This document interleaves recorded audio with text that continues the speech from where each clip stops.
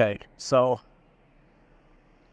I am hobbling to a spot, my quote secret spot, so I can eat/talk without people just constantly watching me like I'm a TV show. I think that's just a thing that people do outside America. But yeah. So I guess for context of time, it's been a week since my gore incident. I'm still struggling. My right leg hurts. I don't know. I must have pulled something when sprinting, or maybe when hiking just in general. Maybe I just overexhausted myself, so I'm still hobbling. At least I can walk, but it's still it's uncomfortable. But I have to force myself to walk because I don't want to be surrounded by people who just watch me. And I can't wait because there's only 2 more days until I never have to do that again. I guess it's 2 more days. I mean, technically 3, but yeah, 2 more days. Let's just say 2 more days until I'm finally free. But yeah, that's not what I wanted to talk about. What I wanted to talk about is I think I'm getting closer. I always make these religion podcasts, and I'm trying to find that universal truth, and I swear I am getting closer. I'm getting closer and closer. Each episode I make in this, I guess you could say, series of Jabari's Wisdom, the random religion, what would you call it? I guess side notes, the religious side note podcasts. But yeah, I was I forgot why I did it, because currently, just for context, I still have to go to work sadly, even though I literally finished all my tasks. My supervisor's out on vacation right now, and I finished literally all my tasks. I literally finished everything. So I'm just sitting at work every day, just doing nothing, literally doing nothing, just sitting. Maybe I'll read, or maybe I'll, do what I did was the research and stuff. Cause, yeah, I literally have nothing to do, but I'm forced to go to work. I wish they would just let me leave early since I have nothing to do.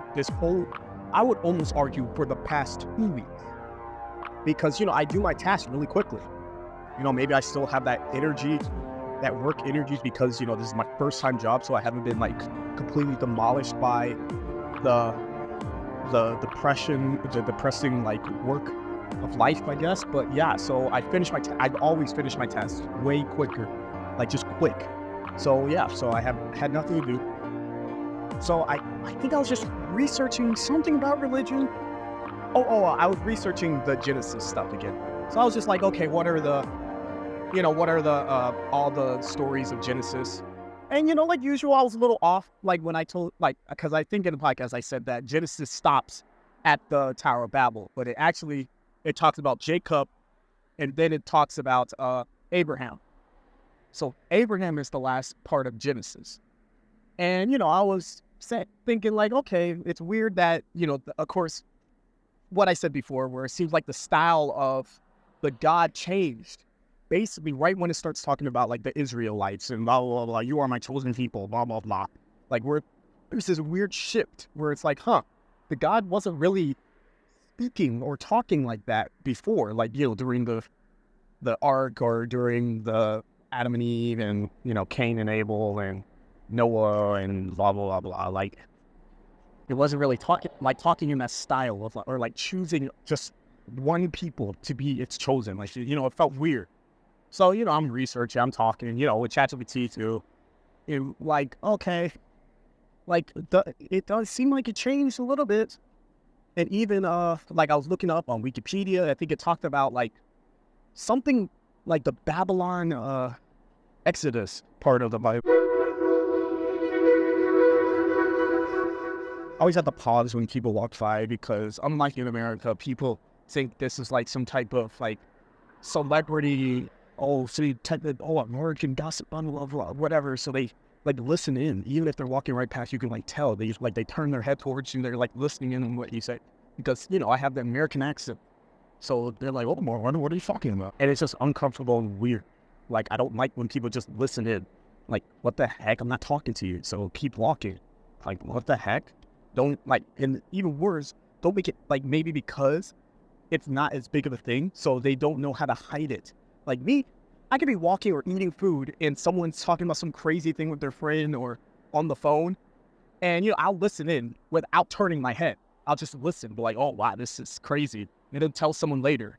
But here, they don't know how to do that. They'll make it obvious that they're listening in, because I guess they've never had a reason to try to hide it, because it's not as big of a deal, because, you know, so many people, blah, blah, blah, blah, or maybe cultural difference.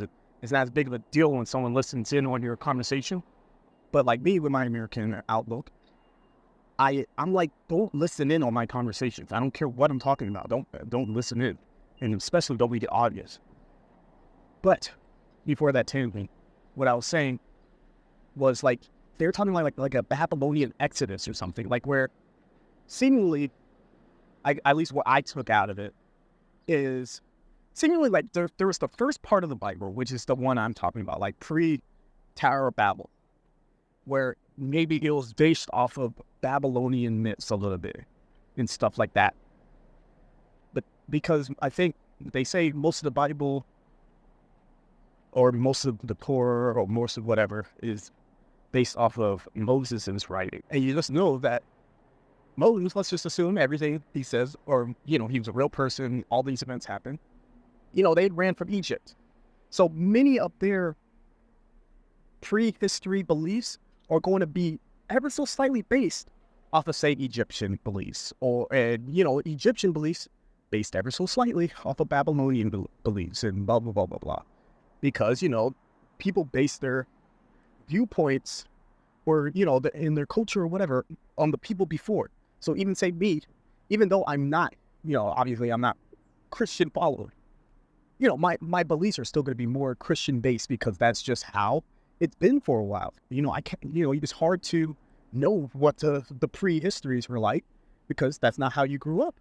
So of course, many of my viewpoints, even naturally or even subtly, will be Christian based.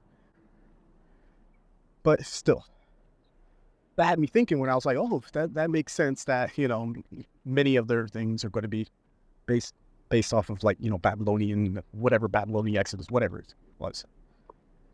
So then I started researching, okay, what are all, like, the main Babylonian myths, at least the ones that survived till today, that we have. And there are many myths. There's, like, the story of creation. There's obviously the Gilgamesh. There was the flood myth. There was this myth about the underworld. There was this myth about, this myth about, like, a warrior guy. That one still kind of confused me. And then there was a myth about the dude who broke the wings off of the wind or something. So I did my little research, because I was like, okay, this is interesting. Maybe there's, so, like, you know, because you don't really learn about Babylonian gods, obviously, because that's not, you know, we count that as a myth. You know, oh, they're not, oh, that's not real religion. Those religions are dead. So I was like, okay, let me learn about it. Let me learn about it. And of course, I didn't do Greek, or I didn't do Egyptian, because Sumerian / Mesopotamian / Babylonian myths are older. So I was like, let me go for at least the oldest one that I personally know of, which was going to be Mesopotamia. I'm sure there are even older ones, like probably in Africa, that no one knows of, because, you know, there's not as much research done in Africa, because they're still, you know, they haven't been uplifted basically yet. So of course, no one really cares, I guess. Like, that's why everything seems to focus on Turkey or Iran or Iraq, because that's where, you know, a lot of the universities, there's research. So, like, you know, of course, those are one of the older civilizations, but if there's going to be research done, it's going to be in those areas instead of, like, middle of nowhere West Africa, or middle of nowhere Central Africa, or whatever. Like, even say with South Africa, we're like, oh yeah, humans definitely came from South Africa. You know, we found the oldest body. Like, note that South Africa is probably the most, quote, uplifted area of Africa, because of, you know, South Africa having the, you know, white populace, basically. So there's a large white population. So of course, when there's going to be some research done or some archaeology done, you're going to find most of it is just going to be African. Most of it's going to be there. But that was a tangent again. I didn't need to say all that, because that's not what I was talking about. But anyway, what I was going to talk about is these myths. And I'll give you like a little small run through of each of the myths that I read. So there's the creation myth, and which is interesting, by the way. It's very similar to the Egyptian creation myth. I did notice that while I was like reading about it. So basically, how it works, there is based off of the primordial waters, similar to the Egyptian myth, but a little bit different. But basically, there's the freshwater husband, saltwater wife. So they have the two gods. I forgot their name. There was like one that starts with the A. I think the other one starts with the I. You ever said that or something? Something, I don't know. But oh no, maybe start with a Q. I forgot. I don't know. It doesn't matter. The names don't matter. There were the two gods. They're chilling, and they make other gods, and then they make these younger gods, and they're like, crap, these gods are noisy. They're freaking loud. They're annoying. So they were annoyed by these younger gods for typical of like the older generation versus younger generation. Younger generation's just annoying to the older generation. So the male one is like, okay, I'm going to kill them all. Yeah, it's kind of annoying. They're annoying. I'm just going to kill them all. We're going to go return to how it used to be. And he was, I guess, planning to do that. But then the female god was like, what? We just created these. We shouldn't be just killing off our creations. This. So she tells one of the elder of the younger god, it was like, hey, so yeah, my husband is planning to kill you all. And he's like, oh crap, thanks for telling me. And then he kills the elder god. He kills the husband god. So of course, the queen or wife god, the wife elder god is like, you just killed my husband. I was just telling you that this was going to happen so you could like convince him not to do it. Why'd you kill him? So she's getting pissed. She starts creating like creatures, certain creatures we don't really know. I mean, I'm assuming we don't really know. They have like they're like, oh, she created the hairy man and the hydra and the dragons. But I'm assuming that these are just like in the Babylonian, Sumerian, whatever side of things. Like while they were doing plays, like of course they can't visualize what are these crazy demons or creatures that she created in anger to like go to war with all the younger gods for killing her husband. So they just created random stuff, that's easy to visualize or easy to create. So for example, the hairy man, like obviously they had a hairy man as an actor. They're like, okay, you're going to be this one.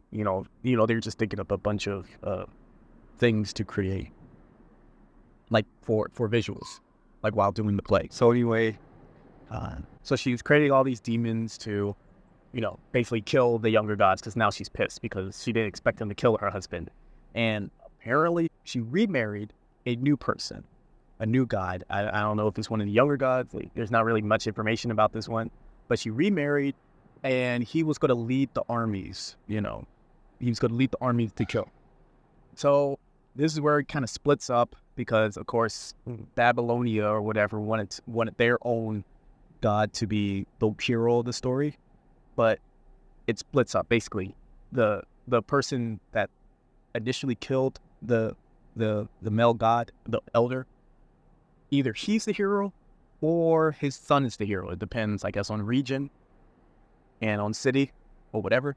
But basically, they kill him. They win the battle, and then they're like, okay, well, or they kill both of them. Honestly, they killed the elder female god and then her new husband.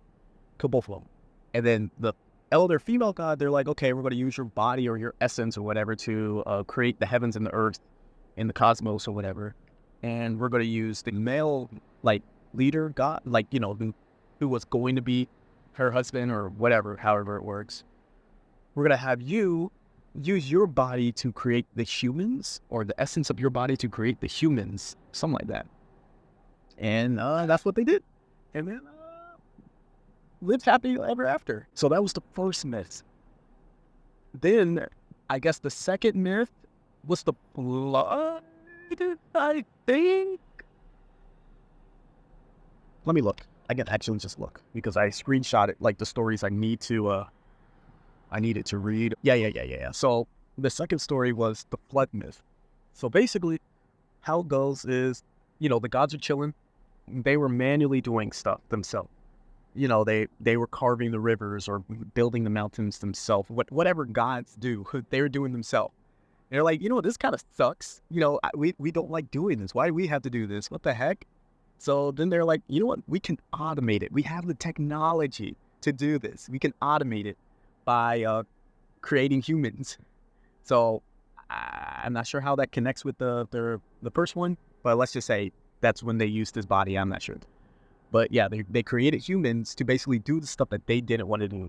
Seems kind of similar to our good old AI, whatever, robots, whatever type stuff, machinery things.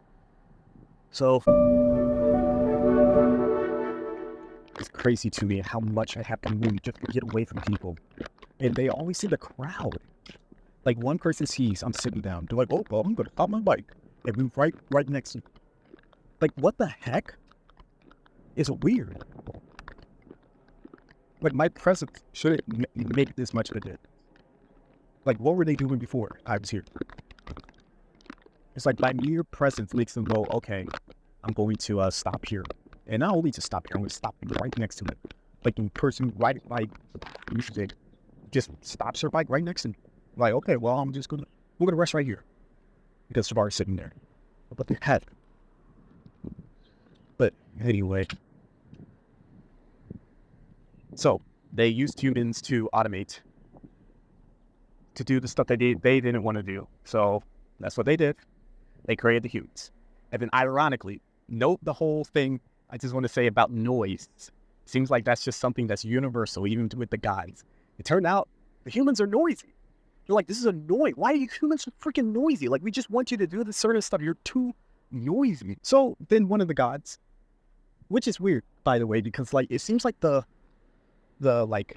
hierarchy of the gods very fluid. Like, it's not really like, okay, this guy is the king god. It seems like it kind of shifts around. It doesn't really, there's not really a hierarchy, which makes sense. If they're all gods, you know, how's one going to be the main of the main? But it's just interesting. So basically, there's the two gods. There's the super wise god, which is ironically, I think, pretty sure is the one that killed the elder gods. But then there's this other god who is supposed to be like so there's like the god of preservation, wisdom, blah, blah, blah, blah, blah. And there's like the god of change and, you know, something. So basically, of course, the god of change or whatever, he's like, you humans are annoying, I'm just going to kill you all with a flood. And, you know, of course, the one with preservation is like, hey, you know, why you got to kill them? But I guess all the gods were annoyed by the noise that the humans made. And I am too. I got to say, I am too. I hate it here. I think I already said it before. But yeah, so like someone freaking called me and it deleted, or not deleted, but it stopped the recording. If it weren't for me having 3 more days, I'm literally losing my mind. I'm not joking. Everything is pissing me off.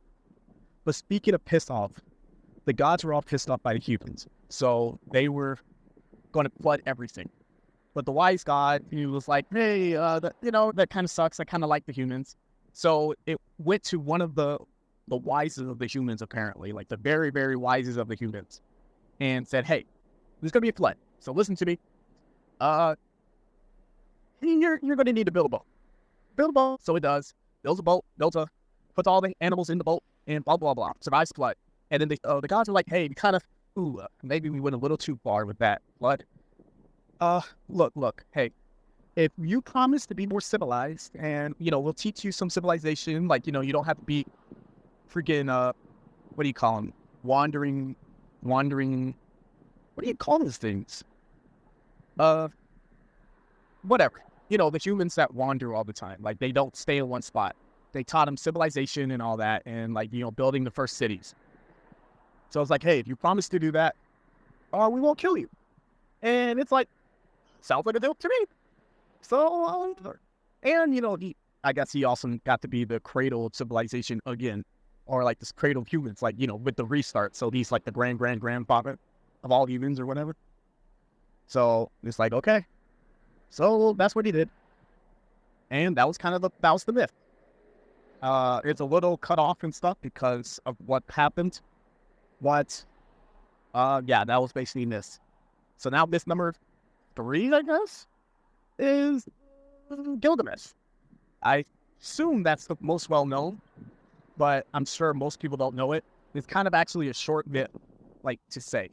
Basically, there's this dude, freaking strong. He was like 1/3 human, 2/3 god. You know, he's chilling, but he's kind of a douchebag. He's kind of mean. So I think it's the wise god again. That wise god, you know, he gets around. So that wise god again was like, hey, this guy's kind of a douchebag. So, there's this dude in the freaking forest. I think, I guess he had the foresight to know, like, hey, this is going to be, a person who needs to meet the douchebag, Gilgamesh. So he goes into the forest and finds this dude, and he's like a wild man. He's like a half bear, half human, busted human thing, just wild.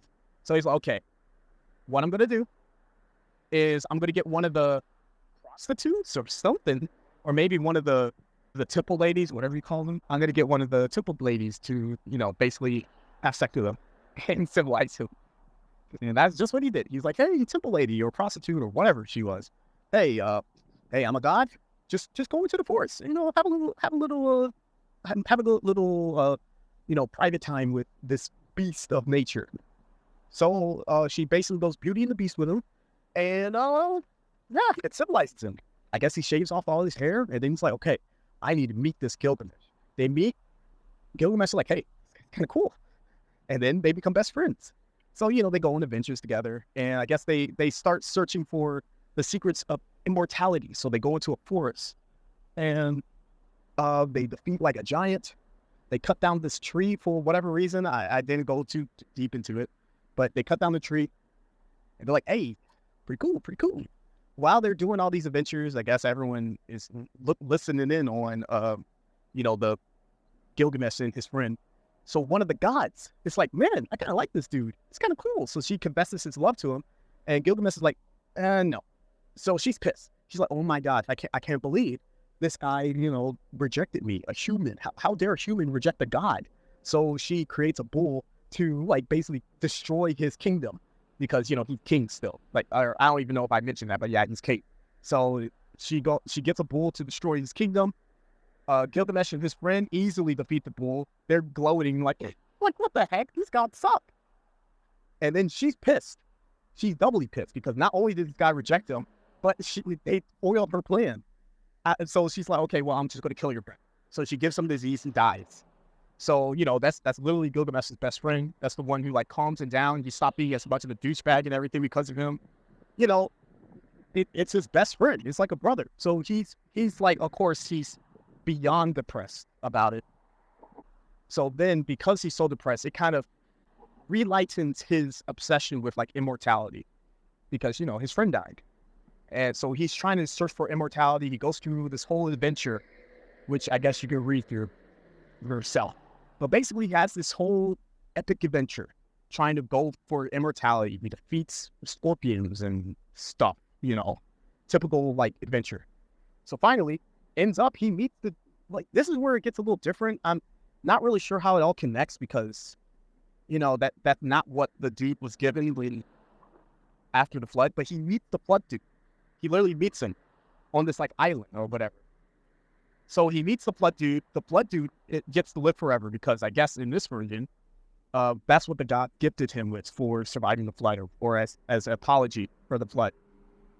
He's like, hey, how do you live forever? How did you do it? And they're like, he's basically like, oh yeah, they gave me a flower, basically. So he plucks the flower. There's only one flower left. He plucks it, and he goes to, I guess, share it with his family or whatever. Like basically, he doesn't eat it or whatever he has to do with this flower, fruits or whatever. He doesn't eat it at that time. He was like saving it till he gets back home. But then at some point, something happened. I forgot what happened, but more of the story, a snake ate the flower. So, a snake eats the flower, it slithers away. I guess we have an immortal snake somewhere in this world, if this is all to be true. But, the snake eats it, slithers away. So, Gilgamesh is downhearted. He's like, I can't do this again. Like, that was the only flower. Two, I can't go through this whole journey all over again. So he's depressed. He's, because his chance of immortality was just right out his grasp. He had it in his hand, and, it's gone now. But I guess that's like the theme of the Epic of Gilgamesh is that like it kind of taught him to embrace his mortality.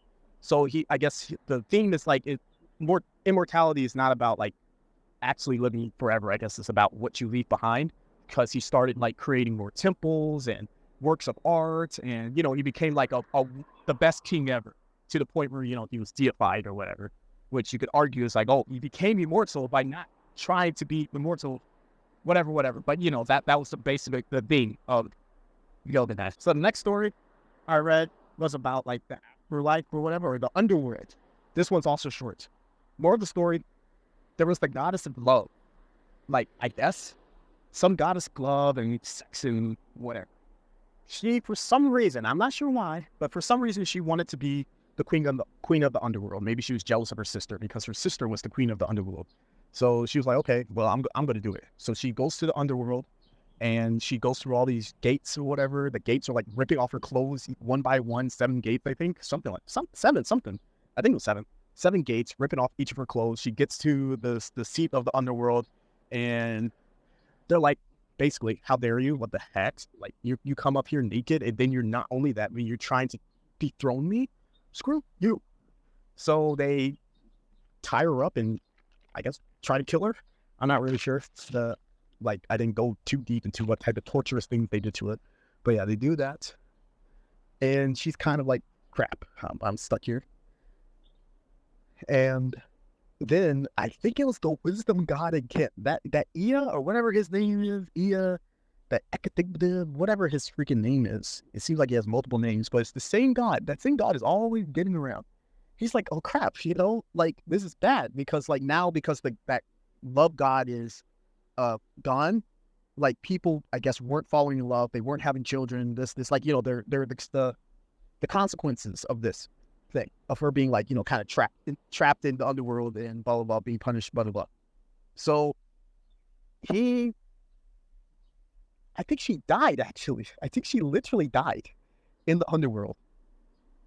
But anyway, so because she died, the dude creates like some type of potion, I guess, to revive her, and he gets it sent to the underworld, I guess, by post, and she gets the vial of elixir or whatever. She's back to life.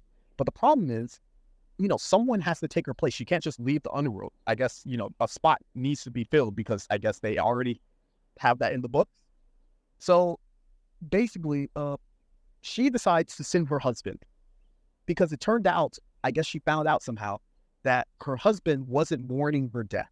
Like, she died in the underworld and her husband's just chilling, is on the throne. It's like, oh, well, my wife died. I didn't really like her anyway. So he's chilling.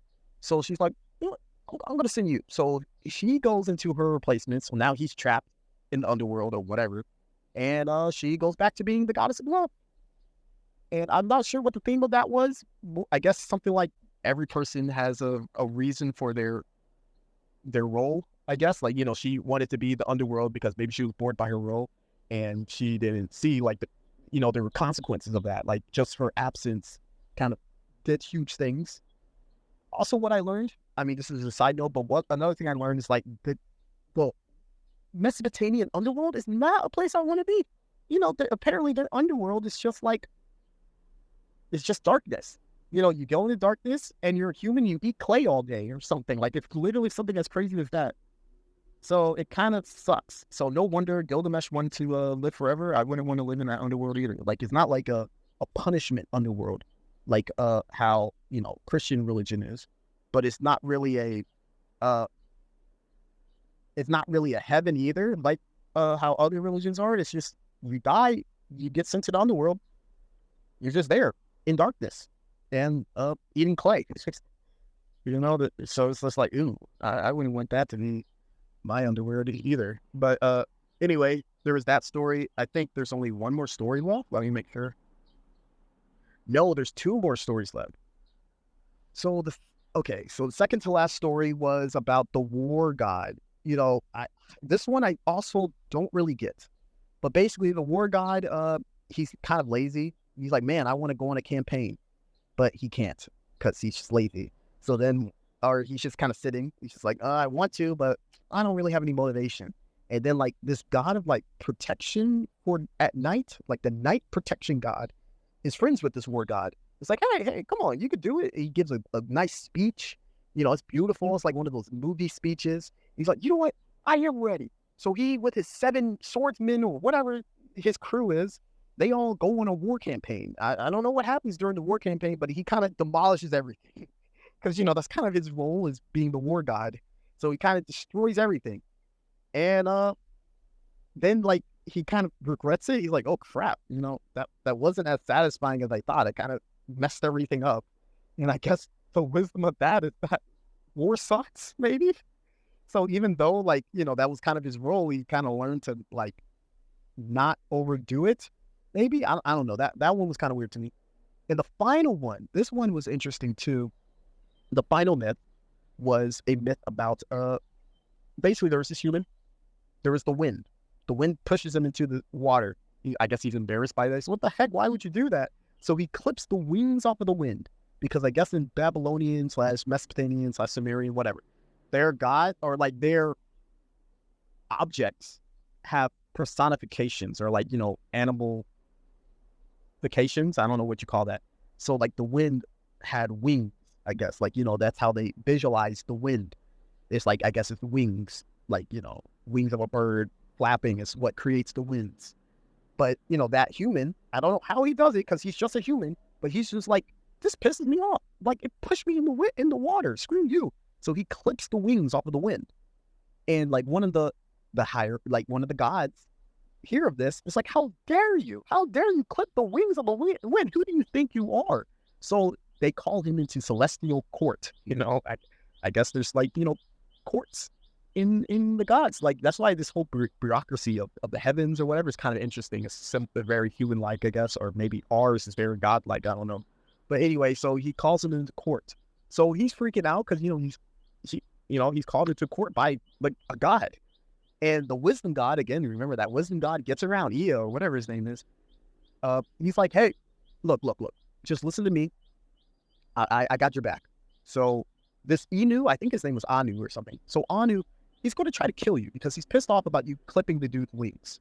So don't accept any of the food he gives you. Just don't. No matter what. Do not accept the food because that's going to kill you. It's going to instantly kill you. It's the food of death. Yeah, as your punishment for clipping the wings of wind.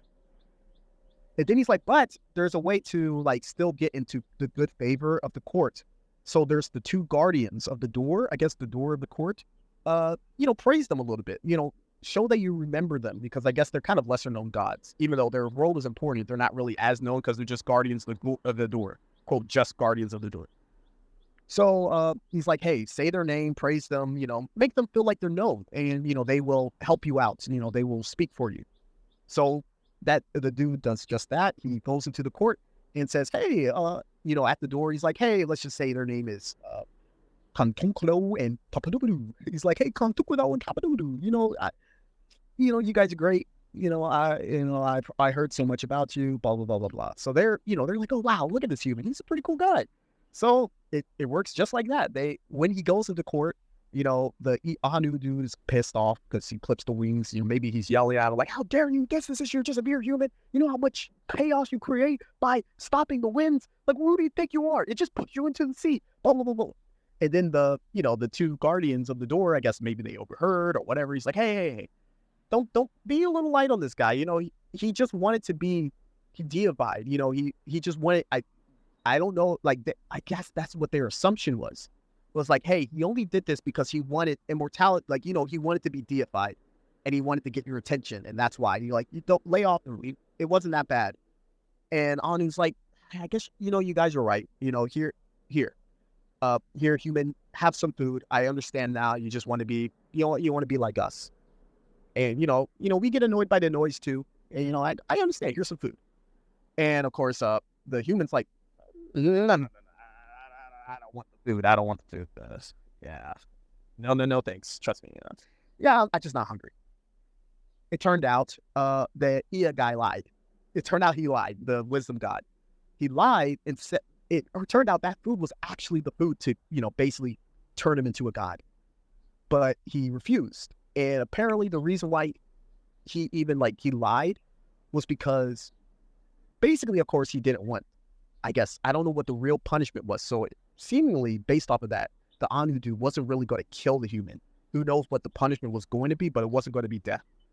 But the Ea guy wanted him to think that it was death because he wanted to keep a balance, I guess, between, the humans and the gods. He didn't want to give a human immortality and disrupt that balance. Or maybe he didn't want another god to be a new god to join the ranks. So he lied, which I don't think the human ever knew this, but that's just like the part of the story where, it turned out he didn't get the immortality or whatever. So like, yeah. So that was the story. And it's just interesting because a God lying to a human, so then he doesn't get immortality.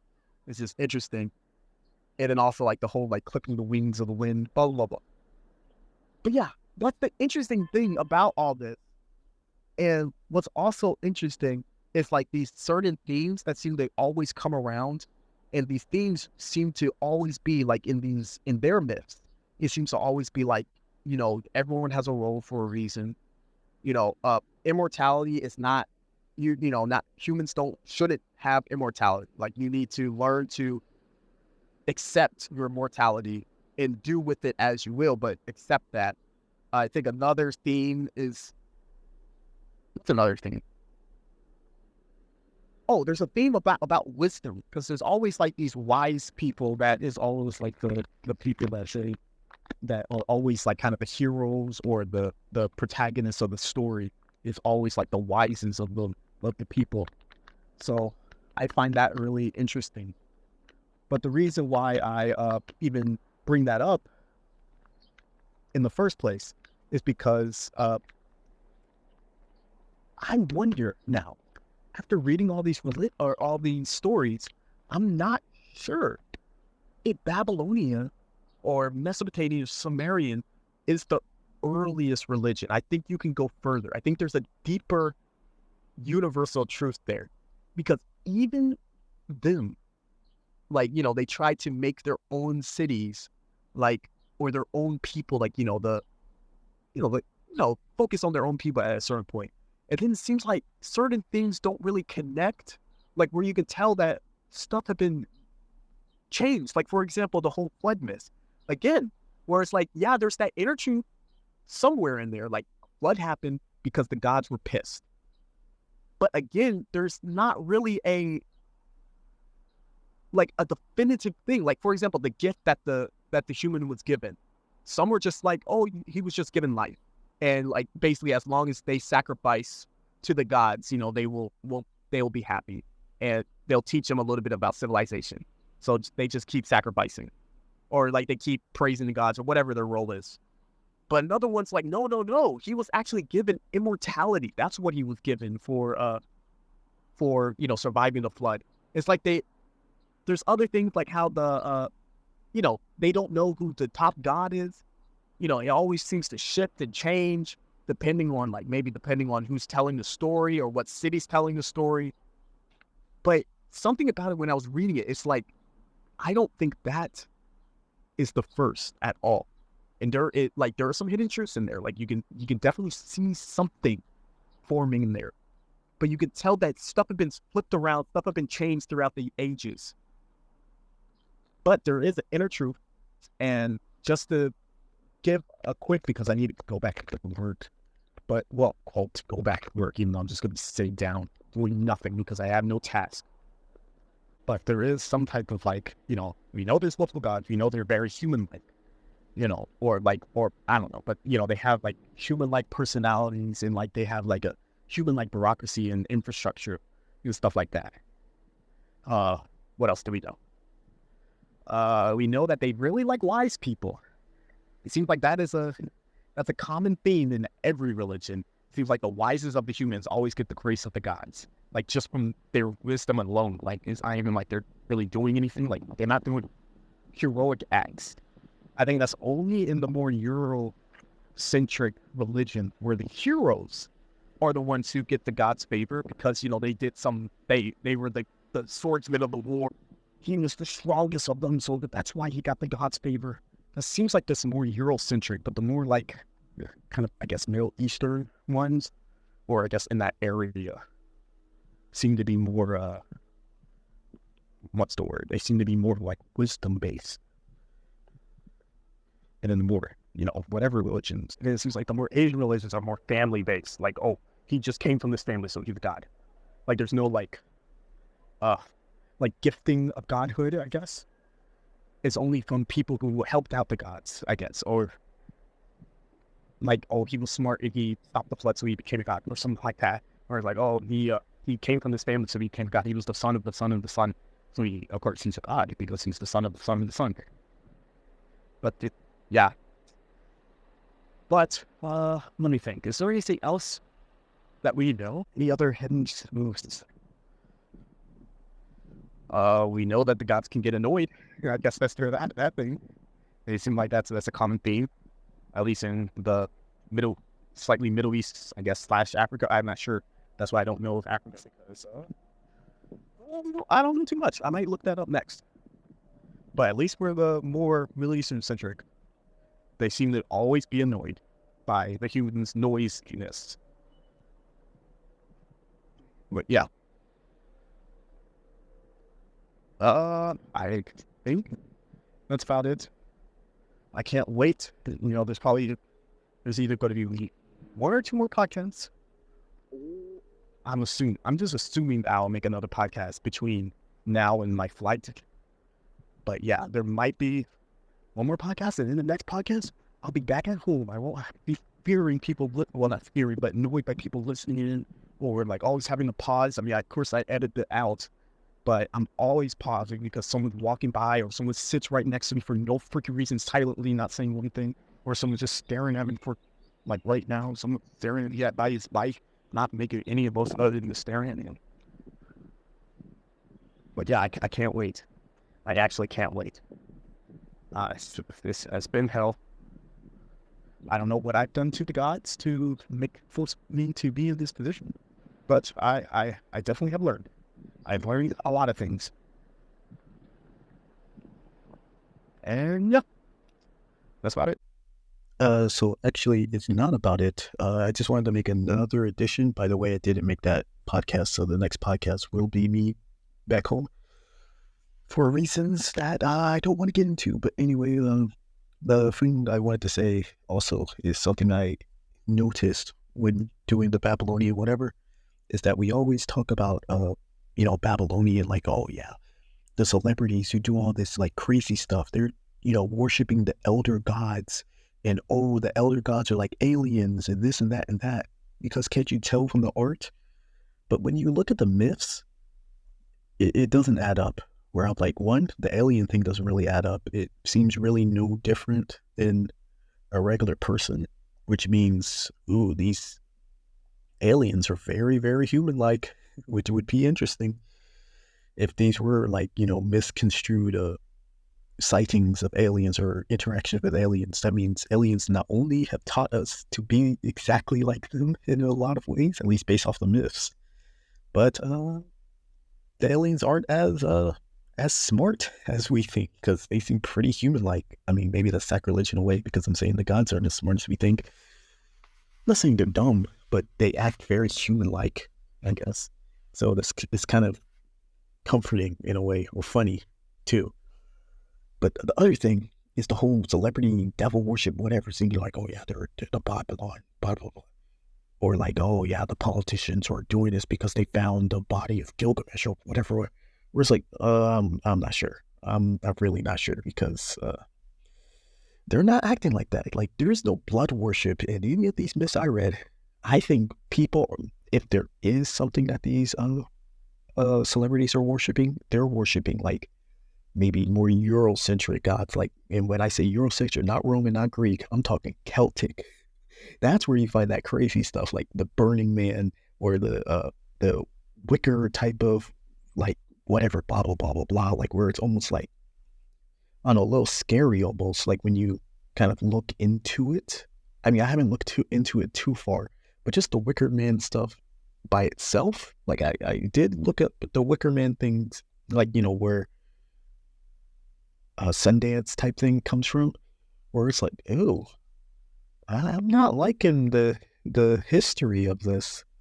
But yeah, I think that is more attuned to, no offense to Celtics, but still that's more attuned to the devil type, like I guess the stereotypical devilish type sacrifices and religion like type of things. Because even like say our view of the devil in Christian religion, like there's no devil in the Judaism type religion. Like there's stuff where they're like, oh no, this part is referencing the devil. They just don't say his name actually, and but like say our images of the devils based off of like Pan or whatever, and like say our viewership of the devil is based off of other things. Like I have my theory.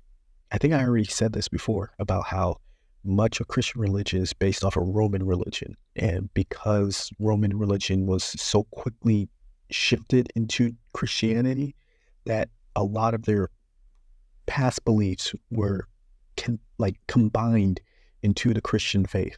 I mean, similar to like, I guess what you could see with like Egyptian religion, like we're in a similar way, like their origin stories of the Babylonian and Egyptian is very similar, like this whole like primordial waters or whatever, or how they, blah, blah, blah, blah.